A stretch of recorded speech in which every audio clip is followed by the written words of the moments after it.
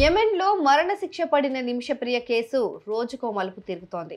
July 16న ఆమెకు విధించాల్సిన మరణశిక్ష వాయిదా పడ్డ తర్వాత నిమిషప్రియ జైలు నుంచి విడుదలైపోవడం ఖాయమని అంతా అనుకున్నారు.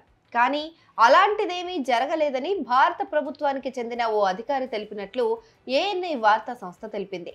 మరోవైపు నిమిషప్రియ ఉరిశిక్షను రద్దు చేసేందుకు యెమెన్ అధికారులు అంగీకరించారంటూ దీనికోసం యెమెన్లో ఒక హై లెవెల్ మీటింగ్ ఒకటి జరిగినట్లు సోమవారం అర్ధరాత్రి భారత గ్రాండ్ ముఫ్తీ సున్నీ లీడర్ కాంతాపురం ఏపీ అబాబకర్ ముస్లియార్ కార్యాలయం ఓ ప్రకటన చేసింది. అయితే ఆమె మరణశిక్ష రద్దు కాలేదని భారత అధికారి ఒకరు మంగళవారం ఉదయం ప్రకటించారు. దీంతో అసలు ఈ కేసులో ఏం జరుగుతోందనే విషయంపైన ఓ క్లారిటీ లేకుండా పోయింది.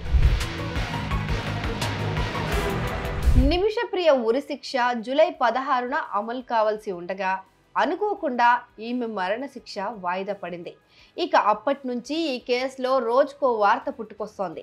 38 ఏళ్ల నిమిషప్రియ ప్రస్తుతం హౌతీ తిరుగుబాటుదారుల నియంత్రణలో ఉన్న సనాలోని జైల్లో ఉంది.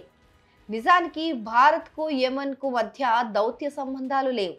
అందుకే ఈ కేసును సౌదీ అరేబియా ద్వారా భారత్ డీల్ చేస్తోంది. అక్కడున్న భారత రాయబార కార్యాలయం అధికారులు నిమిషప్రియ విడుదల కోసం ప్రయత్నిస్తున్నారు. అయితే దియాత్ లేదా బ్లడ్ మనీ చెల్లించి మరణశిక్షను రద్దు చేయడానికి భారత అధికారులు ముమ్మర ప్రయత్నాలు చేస్తున్నారు. ఇస్లామిక్ షరియా చట్టం ప్రకారం బాధితుడి కుటుంబం బ్లడ్ మనీని అంగీకరిస్తే తప్ప మరణశిక్ష రద్దవదు. అయితే మృతుడు తలాల్ అదీబ్ మెహదీ కుటుంబం మాత్రం నిమిషప్రియకు శిక్ష పడాల్సిందేనని పట్టుబడుతోంది. నేరానికి క్షమాపణ ఉండదని మెహదీ సోదరుడు అబ్దుల్ ఫతా మెహదీ గతంలోనే స్పష్టం చేశారు. ఆమెకు శిక్ష పడాల్సిందేనని బ్లడ్ మనీకి అంగీకరించబోమని వెల్లడించారు. శిక్ష అమలు వాయిదా తర్వాత అతడు ఫేస్బుక్లో ఒక పోస్ట్ పెట్టాడు. ఈ వాయిదాను తాము ఊహించలేదని, డబ్బుతో మనిషి ప్రాణానికి వెలకట్టలేమని, మాకు న్యాయం దక్కాల్సిందేనని మెహదీ ఫ్యామిలీ పట్టుబడుతోంది. అయితే నిమిషప్రియ తల్లి ప్రేమకుమారి కూతురును విడిపించుకోవడానికి గతేడాదే బ్లడ్ మనీ చర్చల కోసం యెమెన్కు వెళ్లారు. ఆమెకు యెమెన్లో భారతీయుల బృందం సహాయం చేస్తోంది.